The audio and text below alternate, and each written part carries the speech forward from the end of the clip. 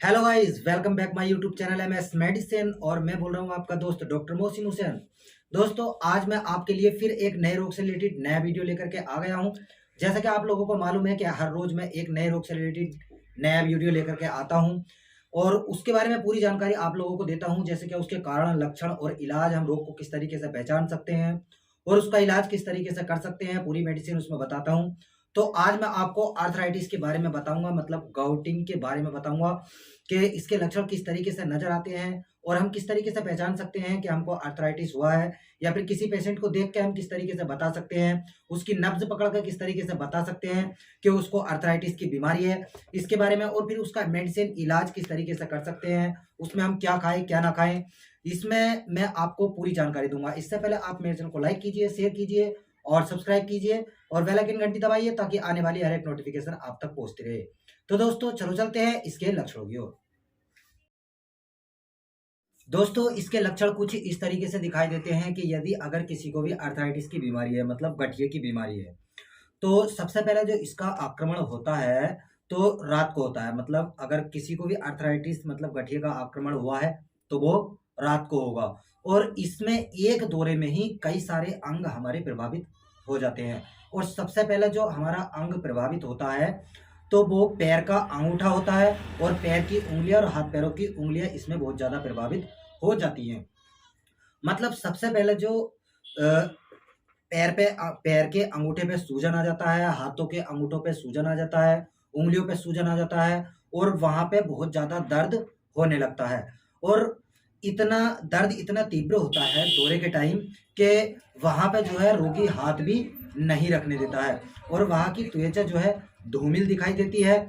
और रोगी को जब पसीना आता है इस रोग में, जैसे कि अगर आज रात को आपको अर्थराइटिस का दौरा पड़ा है तो उसमें जो पसीना रोगी का होगा तो उससे भी हम कुछ अंदाजा लगा सकते हैं कि इसको अर्थराइटिस का दौरा पड़ा हुआ है, क्योंकि उसका पसीना जो है बहुत ज्यादा खटास जैसा और उसमें बहुत ज्यादा गंध दिखाई देती है। और ऐसे रोगी को देखा जाता है कि मतलब बार बार पेशाब की इच्छा बनी रहती है, टॉयलेट की इच्छा बनी रहती है। और ऐसा रोगी जहां पर भी टॉयलेट करता है वहां की जगह कुछ पिसे हुए चोखे के आकार की हो जाती है, मतलब गेरू के आकार की हो जाती है, लाल रंग सा वहां पे दिखाई देने लगता है। और ये रोग जो है दोस्तों बहुत ज्यादा टाइम तक चलने वाली बीमारी है। हालांकि इससे कोई हमें ऐसी गंभीर समस्या नहीं दिखाई देती है जिससे कि पेशेंट की मौत हो जाए, लेकिन इसमें पेशेंट बहुत ज्यादा कमजोर हो जाता है, बहुत ज्यादा दिक्कतों का सामना उसको करना पड़ सकता है। खाना पीना उसको किसी तरीके का नहीं लगता है, चलने फिरने में भी बहुत ज्यादा दिक्कत आती है, कोई भी हार्ड वर्क करने से हार्ड वर्क नहीं कर पाता है। और ये रोग काफी टाइम तक चलने वाली बीमारी है। जब रोग का आक्रमण होता है तभी ये रोग दिखाई देता है। हालांकि इस रोग को जो है पहले से ही ये रोग के जो है लक्षण दिखाई देने लगते हैं, लेकिन पेशेंट इस चीज पे मतलब गौर नहीं कर पाता है। जब दौरा ठीक तरीके से पड़ता है तभी इसका ठीक तरीके से अंदाजा लग पाता है। तो दोस्तों, ये थे इसके लक्षण। अब मैं आपको इसके कारणों के बारे में बताऊंगा कि किन कारणों की वजह से ये दौरा पेशेंट को पड़ सकता है। तो दोस्तों, चलो चलते हैं इसके कारणों की ओर। दोस्तों, इसके कारण कुछ इस प्रकार हैं कि आर्थराइटिस जिसको होता है तो वो कुछ इन कारणों की वजह से होता है कि देखा गया है कि 50% जो है पारिवारिक इतिहास इसमें देखा जाता है। मतलब अगर हमारे परिवार में किसी को आर्थराइटिस की बीमारी है तो हमको हो सकती है, 50% आपको हो सकती है। और 40 वर्ष के बाद ही ये बीमारी जो है होने लगती है, 40 वर्ष के बाद ये बीमारी होने लगती है। और यदि अगर आपके रक्त में यूरिक अम्ल बहुत ज्यादा है, यूरिक अम्ल की वृद्धि बहुत ज्यादा हो रही है आपके रक्त में, तो आपको ये रोग हो सकता है। या फिर आपके जोड़ों में सोडियम यूरेट जमा हो गया है ज्यादा, तो उसमें उससे भी आपको ये रोग हो सकता है, बहुत ज्यादा चांस बढ़ जाते हैं। या फिर फ्यूरोसामाइड जैसी टेबलेटों का आप बहुत ज्यादा सेवन करते हैं तो उससे भी ये रोग आपको हो सकता है। या फिर दोस्तों, यदि अगर आप शराब का बहुत ज्यादा सेवन करते हैं तो उससे भी ये रोग आपको हो सकता है। और ये सब लक्षण जो मैंने आपको बताए हैं, ये सब लक्षण आपको देखने को मिल सकते हैं। या फिर अगर आपके घोटों की चिकनाई कम हो गई है और आप बहुत ज़्यादा हार्ड वर्क करते हैं और आपके घुटनों में दर्द रहता है, तो उससे भी ये सब लक्षण आपको देखने को मिल सकते हैं और आपको आर्थराइटिस मतलब गठिया की बीमारी हो सकती है। तो दोस्तों यही इसके कारण थे, जिन कारणों की वजह से आपको गठिया रोग हो सकता है। अगर आपको गठिया रोग हुआ है और ये सब लक्षण हैं, दिखाई दे रहे हैं, तो आप बहुत ही आसानी के साथ पहचान सकते हैं कि हमको जो है आर्थराइटिस हुआ है। और इसका इलाज आप किस तरीके से कर सकते हैं, मैं आपको बहुत ही सामान्य तरीके से बता दूंगा कि आप बहुत ही आसानी के साथ इसका इलाज कर पाएं। तो दोस्तों चलो चलते हैं इसके इलाज की ओर।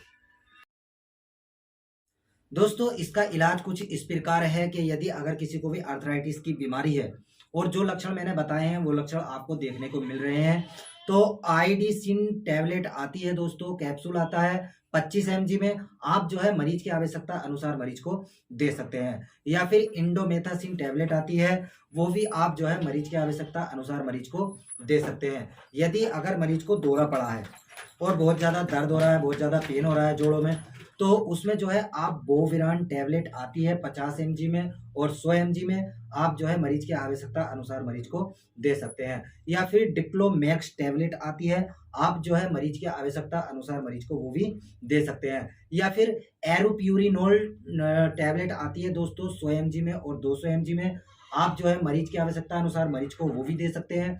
और ये जो टैबलेट है दोस्तों, ये जो है मरीज के अंदर जो है यूरिक एसिड को बनने से रोकती है, जिससे कि हमारा रोग आगे ना बढ़े। क्योंकि यूरिक एसिड जब शरीर में ज़्यादा बनने लगता है, मैंने कारणों में बताया है, तो उसी की वजह से ये रोग जो है ज़्यादातर वृद्धि करता है। तो ये टैबलेट जो है उसको बनने से रोक देती है और रोग जो है खत्म होने लगता है, नष्ट होने लगता है। और दोस्तों प्रोबेनामिड टैबलेट आती है, वो जो है आप जो है मरीज की आवश्यकता अनुसार मरीज को दे सकते हैं। ये टैबलेट जो है आपके पेशाब के साथ यूरिक एसिड को निकालने में मदद करेगी। मतलब आपके जो जोड़ों में यूरिक एसिड जमा हो गया है, जिसकी वजह से आपके जोड़ों में दर्द हो रहा है और आपके जोड़ों पे सूजन आ रहा है, वो उसको निकालने में मदद करेगी ये टैबलेट। और पेशाब के साथ ये सब आपका यूरिक एसिड निकलने लगेगा और आप पहले की तरह स्वस्थ हो जाओगे। दोस्तों ये था इसका इलाज कि आप किस तरीके से इलाज कर सकते हैं। और एक बात और बता दूं दोस्तों कि जो मैंने टैबलेट बताई है, इस टैबलेट का उपयोग आप मरीज की आवश्यकता अनुसार करें या फिर आप किसी डॉक्टर से सलाह लेकर करें। या फिर मैं अपना डिस्क्रिप्शन में नंबर दे दूंगा, आप मुझसे चैट व्हाट्सएप नंबर डिस्क्रिप्शन में दे दूंगा, आप मुझसे चैट करके फ़ोन करके पूछ सकते हैं इस रोग के बारे में। या फिर मैंने और भी बहुत सारी रोगों से रिलेटेड वीडियो बनाई हैं, और भी किसी रोग के बारे में आप मुझसे पूछ सकते हैं। दोस्तों आशा करता हूं कि आपको मेरा वीडियो अच्छा लगा होगा। आप मेरे वीडियो को लाइक कीजिए और ज़्यादा से ज़्यादा दोस्तों में शेयर कीजिए और मेरे चैनल को सब्सक्राइब कीजिए। मिलते हैं अगले वीडियो के साथ। धन्यवाद।